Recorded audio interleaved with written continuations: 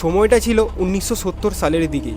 আমেরিকার এক ছোট্ট শহরে ডোনা নামে একটি নার্সিং পড়ুয়া মেয়ের হাতে আসে একটি পুতুল। তার মা একটি দোকান থেকে পুতুলটি কিনে উপহার হিসেবে দিয়েছিল তার মেয়েকে। ডোনা এবং তার রুমমেট অ্যাঞ্জি প্রথমে তারা ভাবেন এই পুতুলটি সাধারণ পুতুল ছাড়া আর কিছুই নয়, কিন্তু কয়েকদিনের মধ্যে অদ্ভুত সব ঘটনা ঘটতে শুরু করে এবং তারা খেয়াল করেন পুতুলটি নিজের জায়গা থেকে ছেড়ে অন্য জায়গায় চলে যাচ্ছে। কখনো থাকতো বিছানার ওপর একটা কোনায় বসে, আবার কখনো থাকতো একটি সোফার ওপরে বসে, মাঝে মাঝে তাকে তো দরজার সামনেও পাওয়া গেছে। তারপর একদিন তারা দেখতে পান পুতুলটির হাতে একটি চিরকুট এবং তাতে লেখা আছে হেল্প মি, অর্থাৎ আমাকে বাঁচাও। অথচ ঘরে এমন কাগজ রাখার তো কথাই ছিল না। ডোনা এবং অ্যাঞ্জি ভয় পেয়ে যান এই ঘটনাতে এবং তারা যোগাযোগ করেন ওয়ারেন দম্পতির সাথে। এড ওয়ারেন এবং লরেন ওয়ারেন, যারা তোমরা অবশ্যই জানো, এদেরকে আলাদা করে বলতে হবে না এরা কারা ছিল। এরা ছিল প্যারানর্মাল ইনভেস্টিগেটর।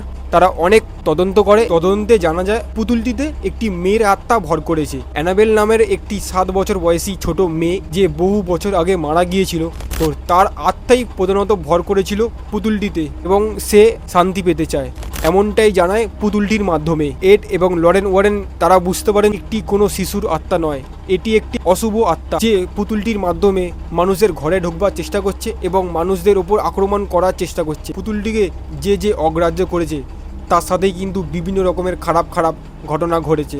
শেষমেশ এড এবং লরেন ওয়ারেন পুতুলটিকে নিজের বশে আনেন এবং তারা সিদ্ধান্ত নেন যে পুতুলটিকে তারা নিজের সঙ্গে করে নিয়ে আসবেন। ইভেন এখনও এড এবং লরেন ওয়ারেনের যে অকাল্ট মিউজিয়ামটি রয়েছে তাদের বেসমেন্টে, সেখানে বিশেষ কাচের ঘরে কিন্তু পুতুলটি এখনও রাখা আছে। হ্যাঁ, আমি এতক্ষণ ধরে যার কথা বলছিলাম সেটাই কিন্তু হলো অ্যানাবেল।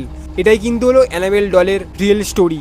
এই অরিজিনাল ঘটনাই কিন্তু আমরা মুভির মাধ্যমে দেখতে পেরেছি।